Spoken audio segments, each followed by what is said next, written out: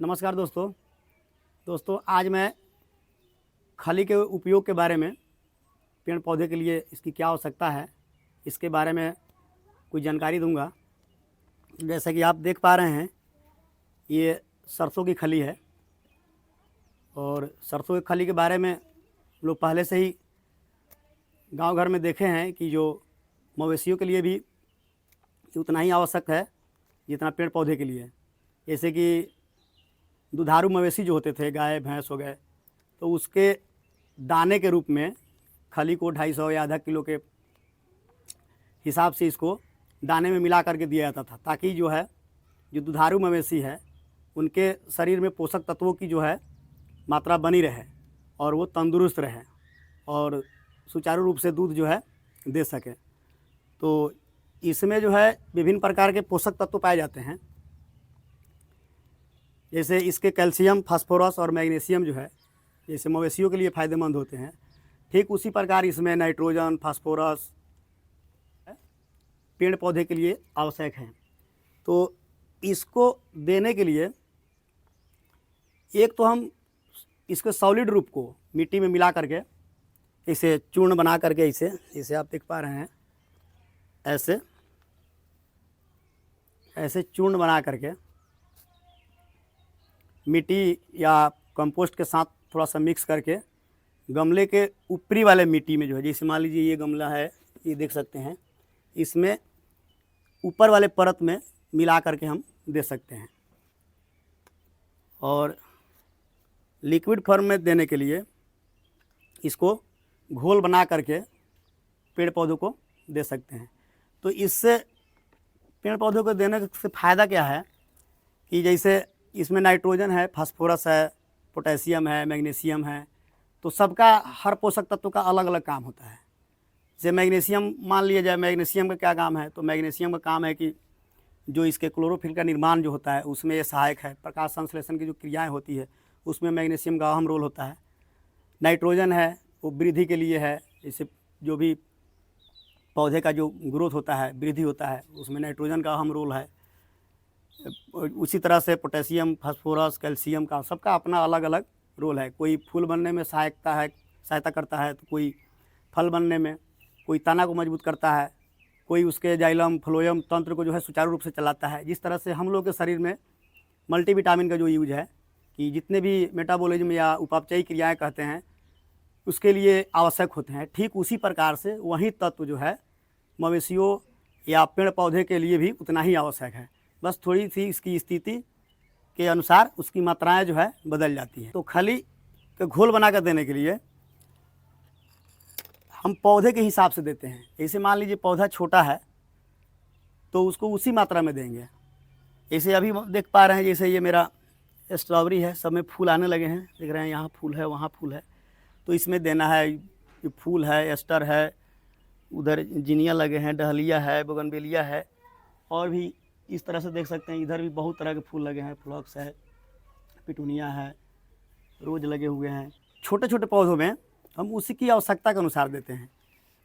पोषक तत्वों को कभी भी पौधे की आवश्यकता से ओवरडोज में नहीं देनी चाहिए। तो इसको देने के लिए अगर पौधे बड़े बड़े हैं तो थोड़ी सी मात्रा इसकी आप बढ़ा सकते हैं। अगर मीडियम में है, छोटे हैं, तो इसको थोड़ी सी मात्रा, जैसे सरसों की खली की घोल बनाने के लिए 100 ग्राम खली लेते हैं।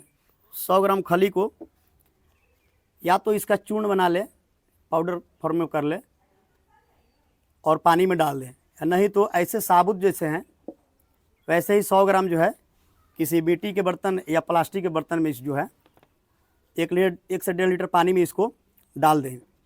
और डालने के बाद इसको कम से कम 3 दिन या 4 दिन 5 दिन तक इसको छोड़ दें। छोड़ने के बाद जो होता है, 4-5 दिन छोड़ने के बाद इसमें गंध आने लगते हैं।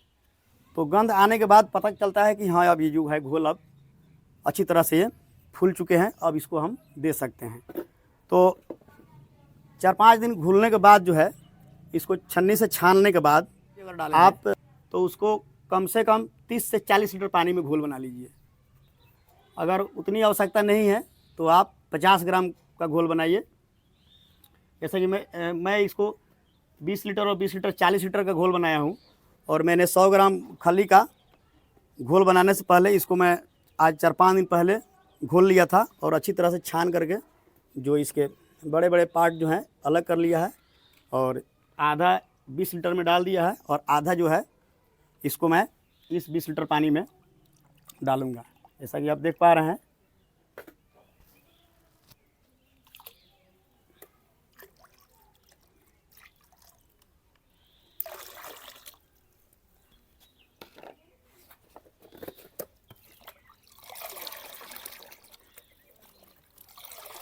तो डालने के बाद ये अपना कलर जो है बदल लेता है। अब ये पानी जो है तैयार हो गया है, तो अब इसको जो है एक निश्चित माप से पर गमले के हिसाब से आप दे सकते हैं। जैसा कि मैं अभी स्ट्रॉबेरी में दे करके बताऊंगा।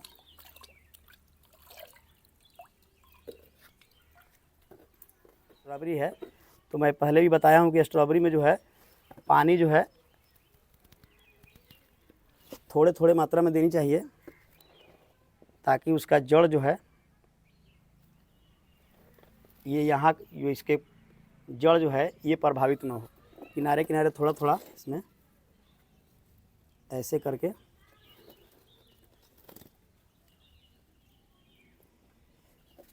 सभी गमलों में जो है दे सकते हैं। तो खाली की पानी जो है गमले या किसी भी सब्जी या फूल के पौधे में अगर ज़मीन में आप अप्लाई नहीं किए हैं तो घोल बना करके 15 से 20 दिन पर इसको दोहराते रहना चाहिए। इससे होता है कि जो फूल है या सब्जी का पौधा है उसके पत्तियों में जो है ये डार्कनेस जो है ये बना रहता है और पत्तियां जो है तंदुरुस्त होते हैं। तो आप भी इसी तरह से खली का जो पानी जो है अपने गमले या पौधे में दे सकते हैं और विशेष ध्यान रखें कि ओवरडोज ना दें। ओवरडोज देने से होता है कि कोई भी पोषक तत्व की मात्रा अधिक होने से पौधे जो है प्रभावित होने लगते हैं। जैसे मान लीजिए किसी पोषक तत्व की अधिक मात्रा बढ़ गई तो फूल बनेंगे तो फल नहीं बनेंगे, जड़ तंदुरुस्त हो जाएंगे लेकिन उसमें फल नहीं बन पाएंगे। तो कोई भी पोषक तत्व देने से पहले ओवरडोज से बचें, संतुलित मात्रा में ही दें और आवश्यकता अनुसार एक निश्चित समय पर ही दें। इस तरह से आप खाली की पानी अपने स्ट्रॉबेरी लगाए हैं या कोई भी फूल लगाए हैं तो उसमें दे सकते हैं।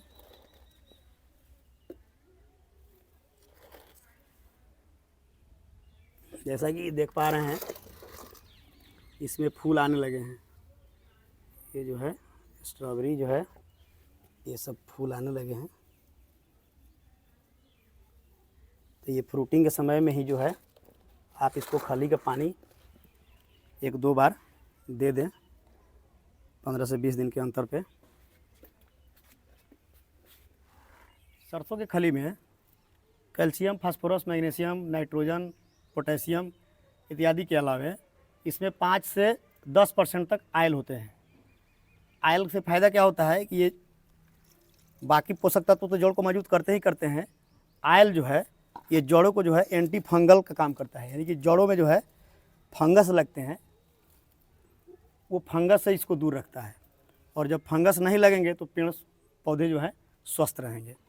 तो इसलिए जो है आप निश्चित रूप से 15 से 20 दिनों पर खली का पानी अवश्य दें।